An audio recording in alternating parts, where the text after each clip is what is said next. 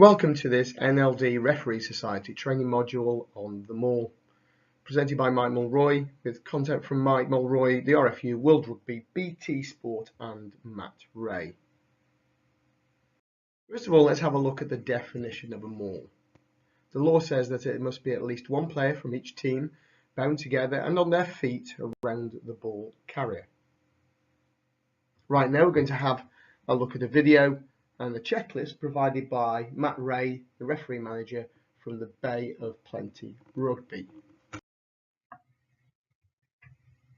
Hi, it's Pat Ray here, referee manager of Bay of Plenty Rugby, and in this video I'm going to walk you through a maul checklist. So the definition of a maul can be found in Law 17, where a ball carrier is held by one or more opponents and one or more of his teammates bind onto him. They remain on their feet and they start moving towards a goal line. This is when a maul is formed and general play has ended. Now there are two ways for a maul to form. One is accidentally and two is on purpose. So let's have a look at when a maul forms accidentally. It's usually from general play and it's where the ball carrier gets caught by defenders and is held up off the ground. Defenders intend to create a maul to effect a turnover. Holds it out. Tau confronted by Tau through it. And here you can see in this clip how a maul has been formed. The Auckland Blues player has been held up by a Crusaders player and support players come in and bind onto him before he hits the ground, and the referee Glenn Jackson here correctly rules that a maul has been formed. The other way in which a maul can be formed is on purpose. I'm out. This Kobe Kipper has to go to ground. There's nowhere else to go at tight head. And here you can see the Welsh Lineout has formed a maul, and the Australians have contested the maul, and by having players from both sides in and around the ball carrier, we have a maul set.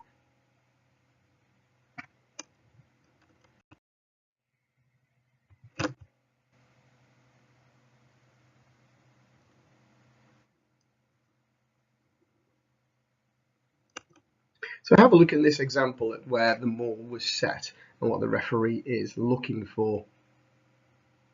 Unfortunately, there's no sound on this one.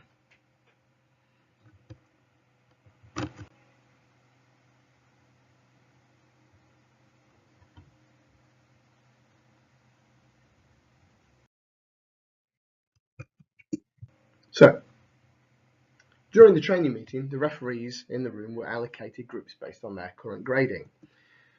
We asked them a few questions. What are your priorities when a maul is formed? What are you looking for, or what are you looking at?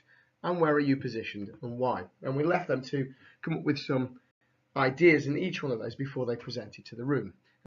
Findings. So for priorities, look at what Group 1 said, which are Level 7 referees. It must be safe. That's their first point. It must not. And that was where they left it. Group 2A, Level 8, and Group 2B, Level 8 as well.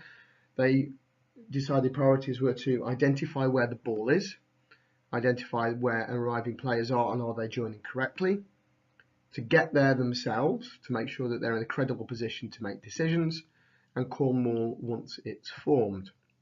After that, they were looking for offsides at the back foot and also players who were swimming down. Group 3, then made up of levels 9 and 10 referees, said this about their priorities. They want players to arrive on their feet, players enter from the back foot, safety came next, and no change of bind. They then went on to look for arriving players, the position of those entries, and has a tackle been made or is it a maul? We then went and asked the referees to jot down their ideas about where their focus should be in the maul. And here's what Group 1 said. Where is the ball? Where are the offside lines? Where are players joining from? When you ask yourself these questions, you can then build up a mental picture yourself. So when you know the offside lines, you can then decide whether somebody is in front or behind it. And this is a very dynamic situation. The maul is probably one of the most dynamic parts of the game of rugby. Group 2, the Level 8s, came up with these ideas for their focus. Make sure that players are on their feet. Look out for players pulling down the maul. and players that are sliding around. They also wanted to check for swimmers, those people who are changing their bind down the side, and also the competitors or non-competitors involved in the maul. They wanted to look equally at where they are on the field and how good the progress is along the field. Group 3 in level 9 and 10, they wanted to look for the ball, decide where that is first. Moving maul is not stationary, so that's a focus for them in their opinion. They want to see the body position of the ball carrier and identify where the ball carrier's feet are. Then they would look at where the ball is. When we asked them to consider their positioning, level 8 said, moving around the attacking side of the maul. In other words, a smiley face, clock face 4 to 8. Group 2B, level 8, moving around the attacking side of the maul, and again 4 to 8 o'clock. They decided that the referee must be dynamic and continue moving around and be as dynamic as the maul is. Get in, get out once the ball has been located. You know who's got it, but stay close to the maul. And anticipate movement or sacking of a ball carrier, and the timing where sacking is appropriate and where it isn't. Level 9s and 10s came up with these. They must be dynamic, move between 4 and 8 o'clock. So we've got a general consensus across the board as to positioning. They want to be at the back of the attack, their rear feet, and stay in motion. In other words, be dynamic around that face again. Start on the blind side initially and work round to wherever you need to be depending where the ball is. So in terms of priorities, focus and movement, interesting to see that the people at level 7 had less to say than people who were at levels 8, 9 and 10. This is generally because as we progress up the levels, we are looking for certain things safety first, and then we want to see what happens next rather than looking for specific things. And that's a very good philosophy to take into your refereeing, is to look to see if it's safe and then see what happens before making instant judgments. If it is wrong, we can still manage it, but we don't necessarily have to be picky on the law if we can manage it, or if necessary, play advantage and play away. So the next priority was, if it is sacked, is it legitimate? That's what we're really looking for. We don't want a player being brought down when the maul is properly formed, and especially not when it's moving. So our focus should be, has the ball moved to the back, or is it at the front? So we can sack the player at the front quickly, that's effectively a tackle, as long as the ball is at the front. Has it moved back, and has it moved back legally? Or do they need to use it?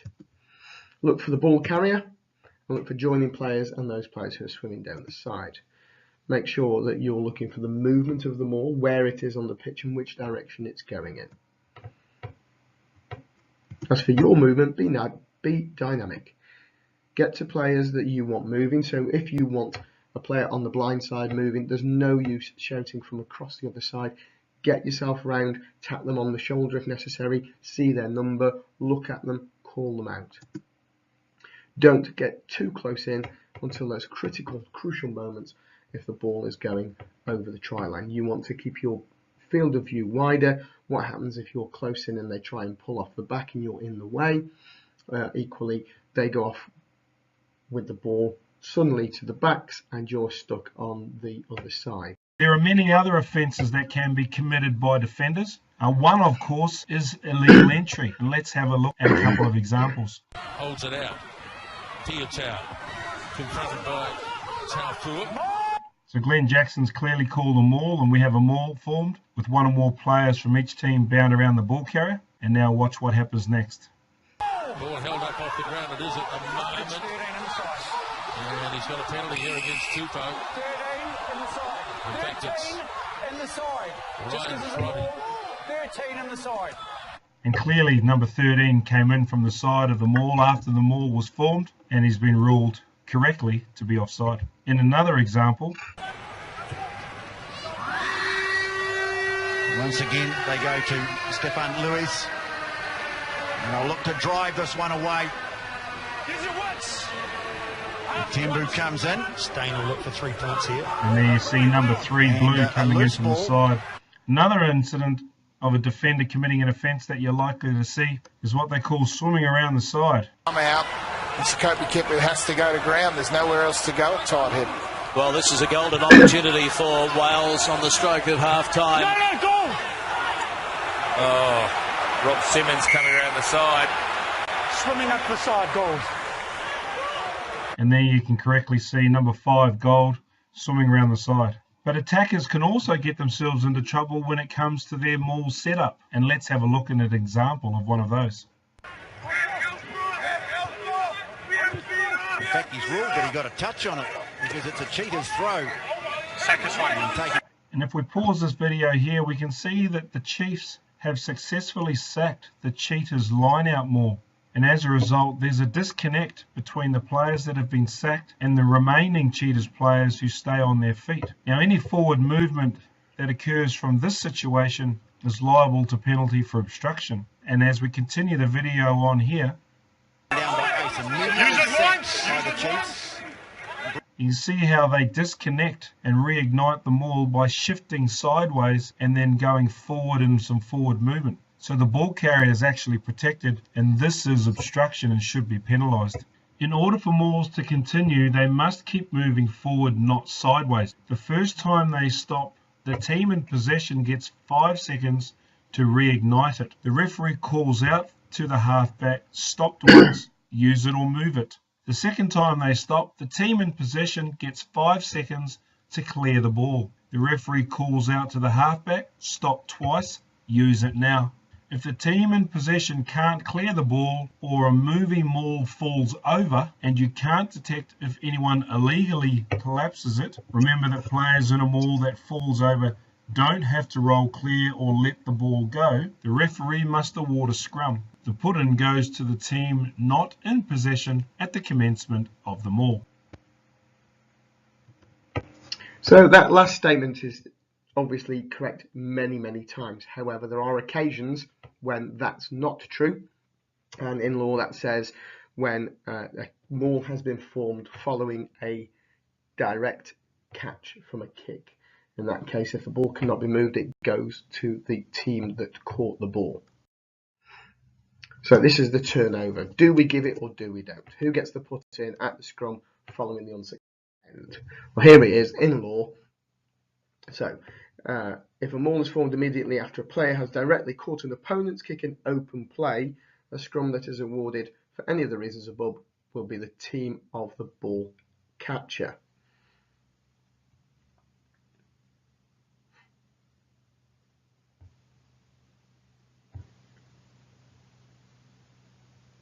So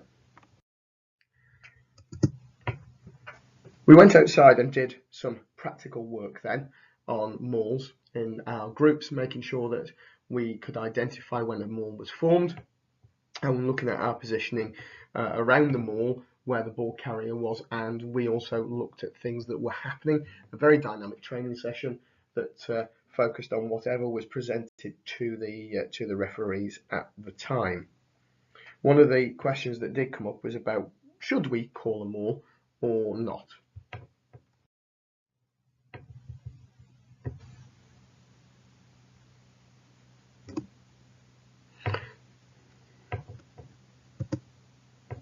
So in looking at do we call a maul, we have to ask why would we do it. Simply, when a maul is formed, open play stops. Same as when a tackle is made or a ruck is formed, open play stops. So it means something different for the players. There are now a set of rules and sanctions that appear in the game that weren't there a few seconds ago. So it's good practice whenever you can to call maul. That alerts other players on the field what is going on, and they can't turn around to you and say, oh well, you didn't say, or I didn't know. So it's quite easy to see how we can work together as a team of 3 on those videos, but the vast majority of our members will not have assistant referees, so where should we be once the maul is formed? Be aware of that chariot position. Players must come in from the back foot. You don't want to be standing behind the back foot stopping the players coming in. So use that smiley face 4 to 8 o'clock, extend round to 3 and 9 should you need to get players out. Then come back, have a look at both sides. Don't just stay on one side, keep moving. Generally, if you as a referee stay on one side, somebody will be trying to do something wrong on the other side. So stay a few meters away in order that you're not going to be in the way.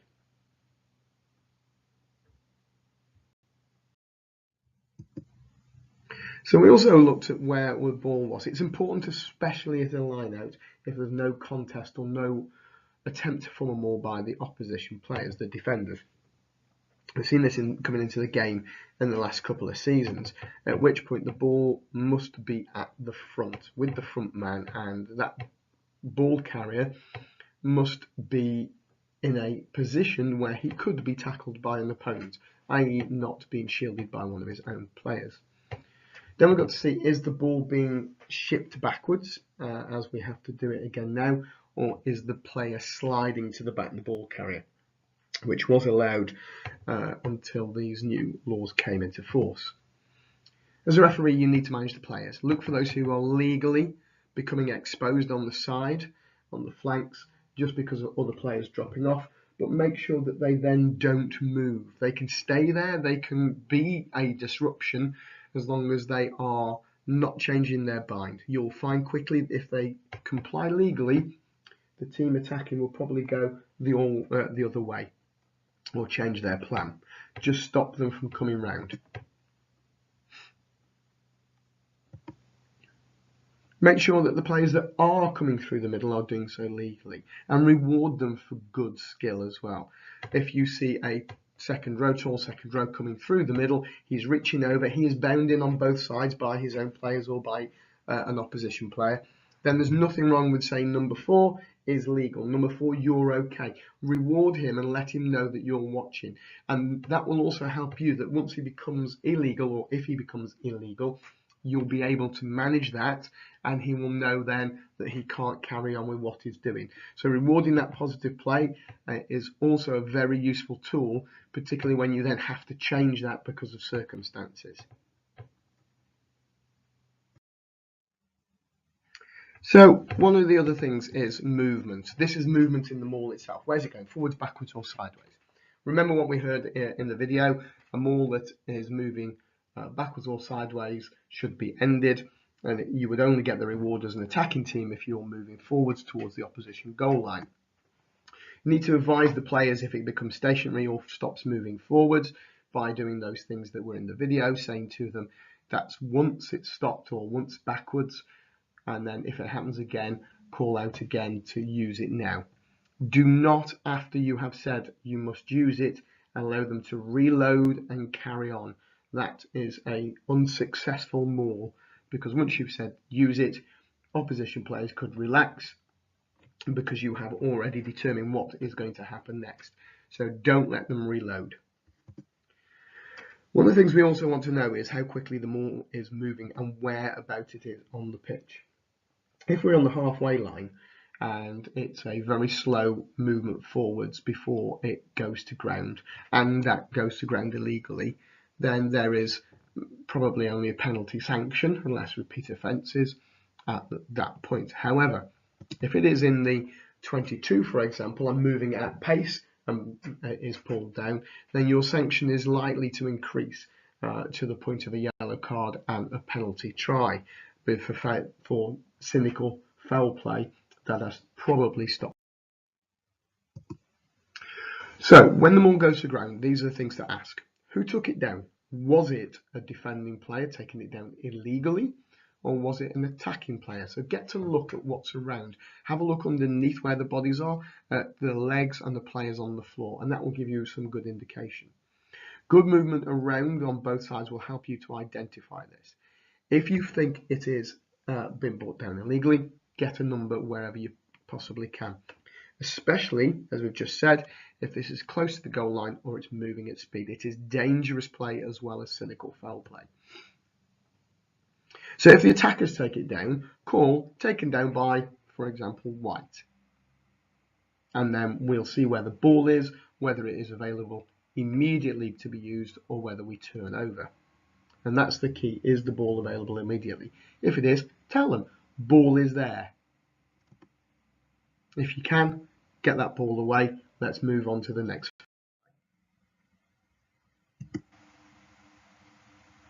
So if it's the defending team that have taken it to ground, ask, was it intentional? Could it simply be that there are more of the attackers and the defender has lost footing? Does it need to be penalised or can it be managed? Can it still keep going with a player from the defending side still bound on? Can it still go? Does it shift very slightly but with a player still bound on? So not like in the video that we saw where there were no more defending players, it steps sideways and moves forwards. If there's still a defender attached to it and it does move, then call same maul. That is not changing lanes, that is the same maul. In other circumstances, can we shout balls available, get it away and play advantage rather than stopping there? Again, you're going to consider where it is on the pitch and the speed of movement, because you may not want to play advantage if you're only a couple of meters from the try line, because it helps the defence to reorganise. And the advantage in this case would not just only quite probably be a yellow card, could even be a yellow card and a penalty try. So in these situations, you've got to think, what is the best advantage? Whenever you can in these situations, you must endeavour to get a number of the player that has brought it down. When we're looking at try time then, where's the ball? Has it gone across the line? Who's got the ball? Where are they in relation to the line? And can you see it? Where do you need to be? Do you need to be following? Or do you need to be in goal or along the goal line? Again, this will depend on the size of the defence, how quickly it's moving towards the line. The slower it is, the more you're going to have to be near the back, because as soon as they get on the line, they're going to want to drop it down. If it's going quite quickly, they could push through. So be in a very dynamic position all the way through. You've got to be able to see that grounding, so you've got to work really hard here to make sure that you are in the best place, and that is going to change every second or every couple of seconds, so you must keep moving. Has anything illegal prevented a try? If it has, what are your options? Who prevented the try being scored, and how are you going to deal with that? So something that's prevented a try is likely to lead to a yellow card and a penalty try. So you must identify the player if you can. So the ball carrier slipping back. This is something that we saw a few seasons ago, although it is now taken out. So here's some stuff from BT Sport that will show you how this works, and also the guy sliding around the side. He's straight on the ball here. Then the next two come in from this side. They'll come in. He won't shift back. They'll sort of pincer him and shove out, forward. So then he just generally comes back. So we've got our second row now. Next two. So the next two are in. They're doing the same. They're just trying to find a gap in there, not holding this guy, because if somebody's holding.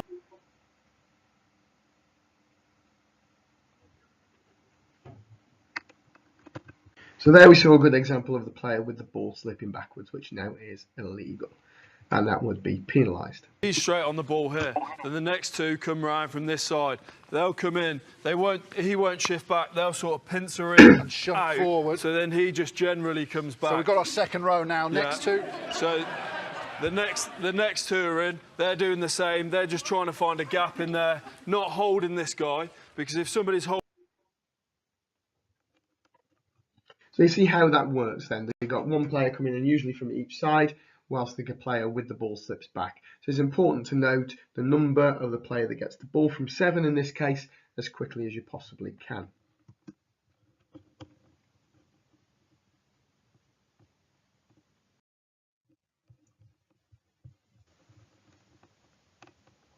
So this is what it says in the law now. The ball carrier can be moved or transferred backwards, hand to hand, once the maul is formed, and the player is not allowed to move or slide to the back of the maul when that player is in possession of the ball.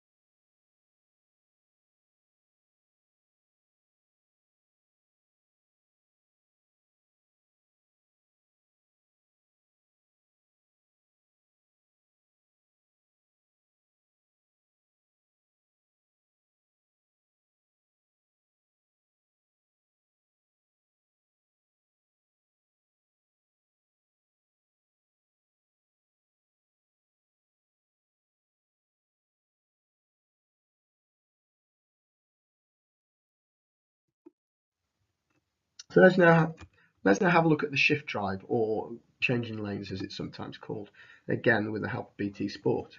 Little look at when a team defends you really hard. So ball thrown in to the front here. Now, if these defenders all come and smash here, and you know that the defenders are going to do that. Stop.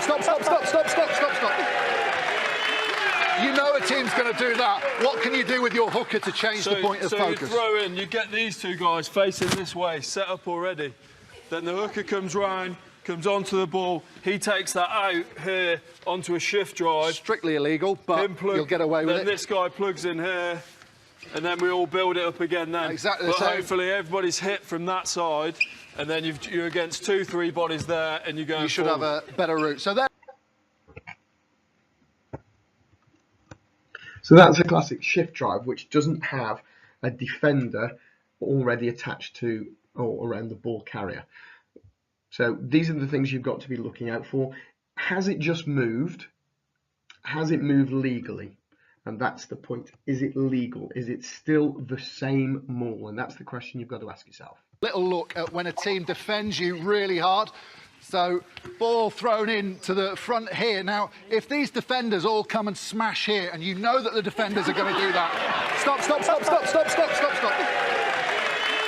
You know a team's going to do that. What can you do with your hooker to change the point of focus? So you throw in, you get these two guys facing this way, set up already. Then the hooker comes round, comes onto the ball. He takes that out here. So there you onto a can shift see drive. Strictly illegal, but you'll get away with Then it. this guy plugs in here, no defenders, and then we all build it up again then. Exactly the but same. hopefully everybody's hit from that side, and then you're against 2-3 bodies there, and you're going You should have a better route. So then gone round to the side. That is illegal. If it now just pivots to the right, and we have those players that are standing on the right as we're looking at it become involved, that is not illegal. And then the original defenders in front of number 8 at the moment, if they were to be driven off, then it would be the same maul. So it's something that you must be aware of and must be continuously looking for.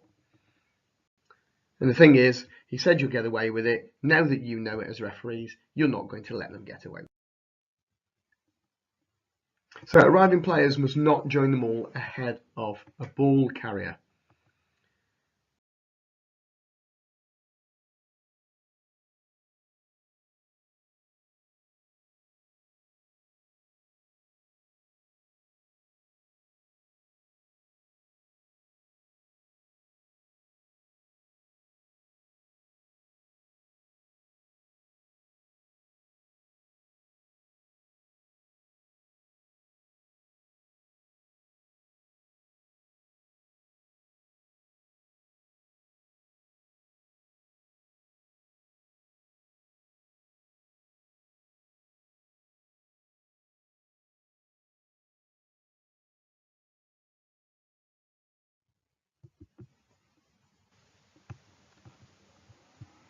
So, if there is an illegal maul formed, what is the restart? Let's have a look. By as Stephen Brett gets us going again, lined up and taken by Thorne. Immediately makes the pass. And there you can see that the players who were supporting the catcher, how it goes, how all of a sudden the player there gets involved, gets in front of the ball carrier. The ball carrier is not available. They're cracking down on that, putting bodies in front of the ball. Out there and then bring your big centres on from both sides. I've been here when Squiller's been booed by the Toulouse fans. So there, number 5, Black. Again, he is right in the way of the arriving pink players.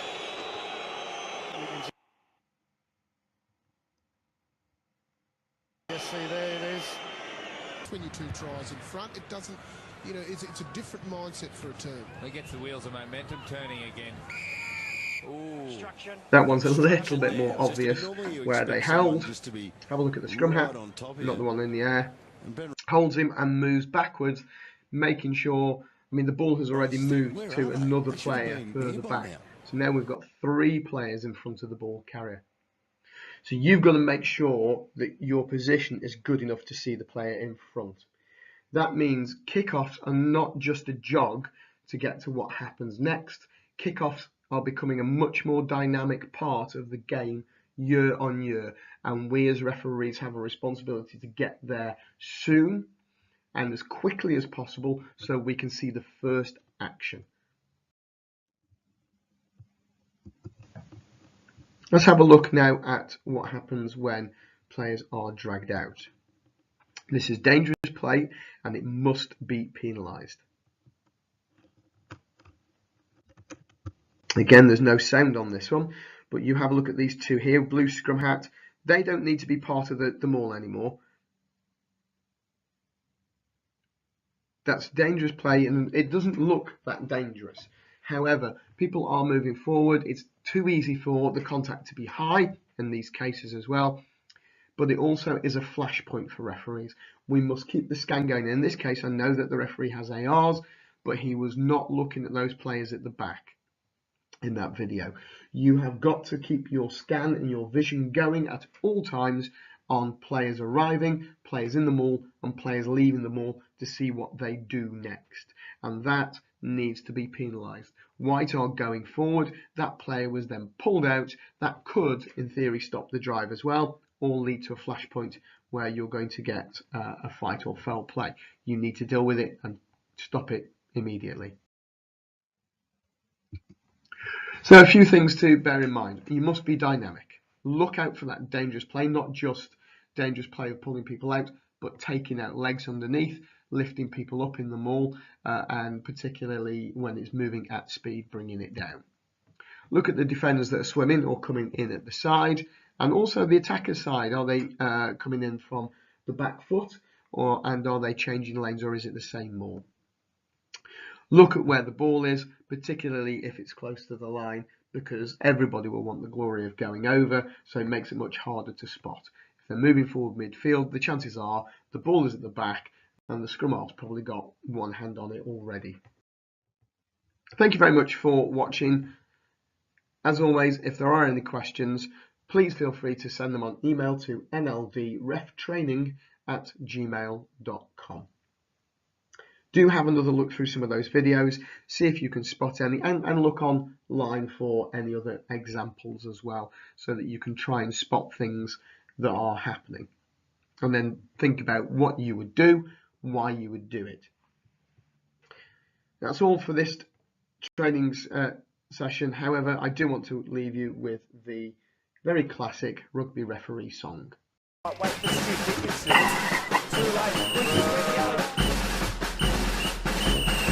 We are the mighty, glorious referees. We are the pride of rugby. We've never tasted victory, but we decide who wins each week. No strangers to controversy, feel valuable and strong. When that whistle blows, the replays show that we never get it wrong. We are the mighty, glorious referees. We are the favorite of the fans. They love to boo and cheer at us and pelt us with their cans. But we love being in control with the barbers running in. White, yellow or pink, if you start to stick, we'll say